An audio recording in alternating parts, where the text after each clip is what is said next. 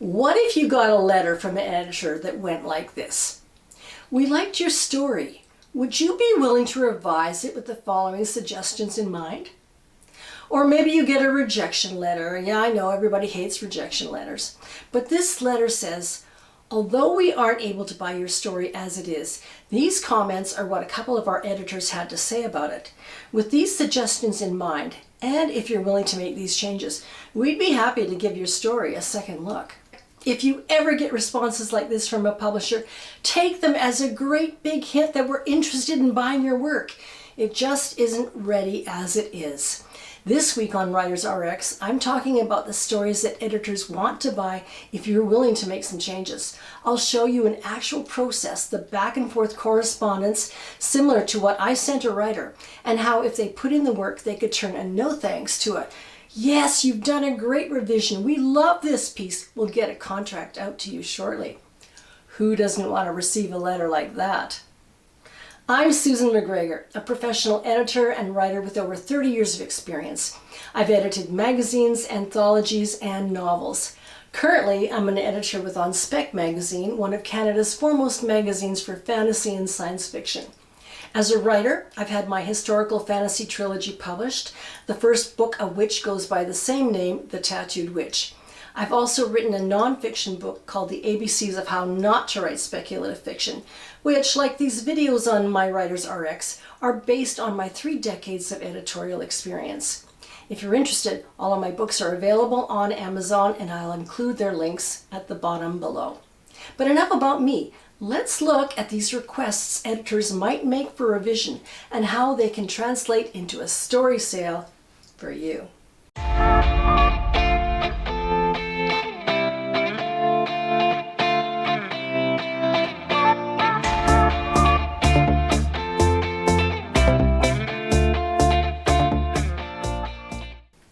As writers, we don't always see our work with a clear eye.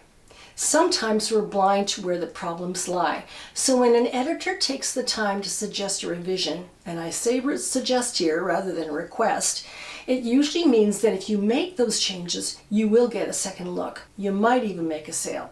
So take the editor's advice and go for it. I can't speak for other publishers, but at On Spec, 90% of the time, we don't usually buy a story outright.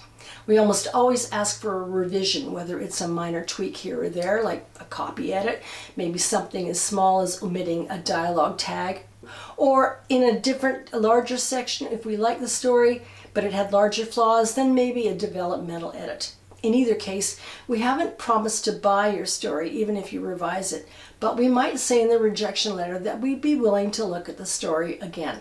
I know of some writers who've done the work, have sent us a revised draft, making the changes we suggested. If we like what they've done, we'll either buy the story outright, or we might ask for additional smaller changes.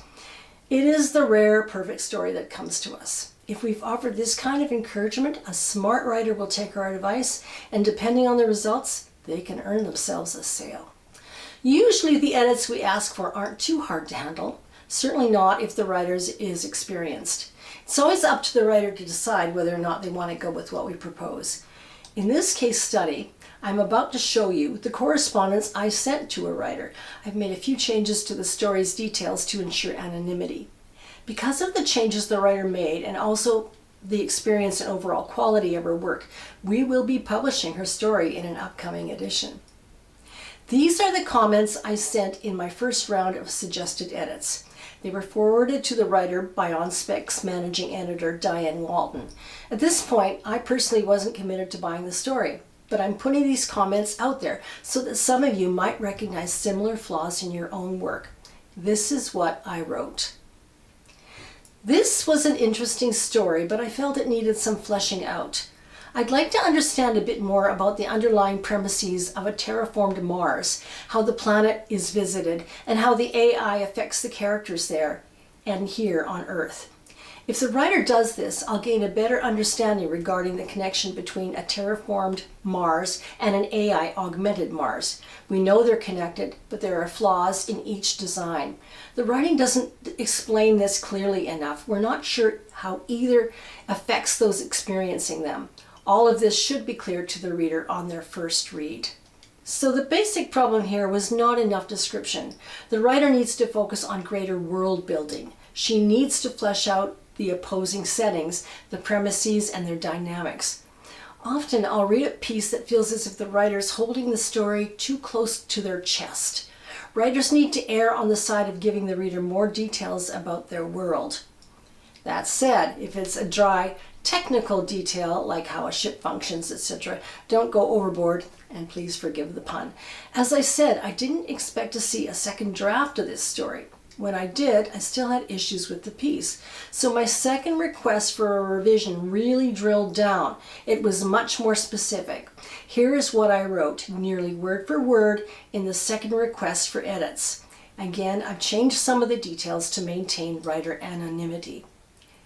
Point number 1. About such and so plaza. Mentioned in the opening and the place where a famous person was killed. I had to look this up. The fact that it's mentioned seems unconnected to the rest of the story.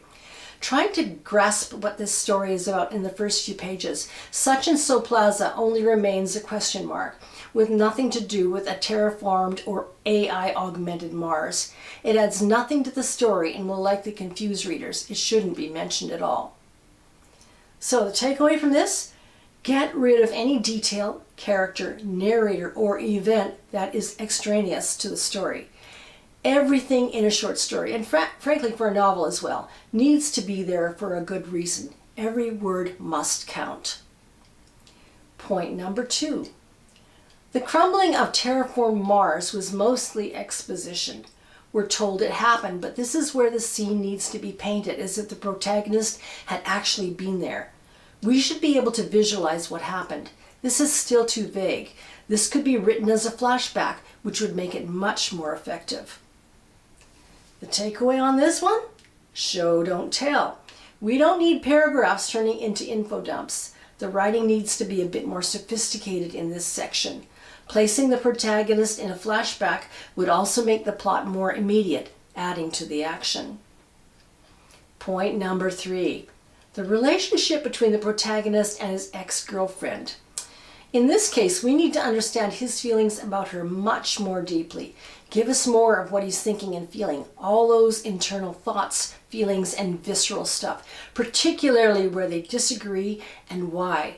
This story is about ethics, and the theme will be stronger as a result. The takeaway?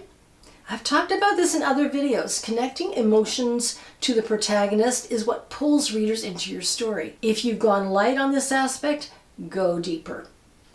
Point number 4.